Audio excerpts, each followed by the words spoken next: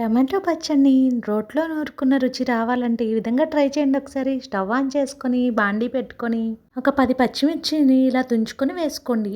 పచ్చిమిర్చి వేసుకున్న తర్వాత ఒక స్పూన్ ఆయిల్ వేసుకొని చక్కగా ఫ్రై చేసుకున్న తర్వాత, ఒక గుప్పెడు పుదీనా ఆకులు, కొత్తిమీర ఆకులు కలిపి వేసుకోండి. అవి కూడా చక్కగా ఈ విధంగా వేగిన తర్వాత, ముందుగా 3 టమోటోలను, పెద్ద టమోటోలను ముక్కలుగా కట్ చేసుకొని అవి కూడా వేసుకొని ఫ్రై చేసుకోండి. తర్వాత ఒక స్పూను జీలకర్ర, రుచికి సరిపడినంత రాళ్ళ ఉప్పు వేసుకోండి, బాగుంటుంది. అలాగే 5-6 వెల్లుల్లి రెబ్బలు, 1 ఇంచు అల్లం ముక్క వేసుకొని కాసేపు మూత పెట్టుకొని మగ్గించుకోండి. త్వరగా మగ్గిపోతాయి టమోటా ముక్కలని. ఈ విధంగా వేయించుకొని చల్లారేంత వరకు పక్కన పెట్టుకోండి. మీరు కనుక మన ఛానల్ని ఫస్ట్ టైం చూస్తుంటే రకరకాల రుచులు ఛానల్ని సబ్స్క్రైబ్ చేసుకొని వీడియోని లైక్ చేయండి. ఈ విధంగా చల్లారిన ముక్కలన్నిటినీ మిక్సీ జార్లో వేసుకొని చక్కగా ఇలా కోర్స్గా గ్రైండ్ చేసుకోండి.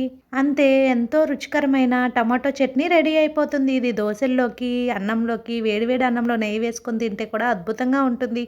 ఒకసారి మీరు కూడా ట్రై చేయండి చట్నీని. మీకు నచ్చితే కనుక వీడియోని లైక్ చేయడం మర్చిపోకండి. Thank you.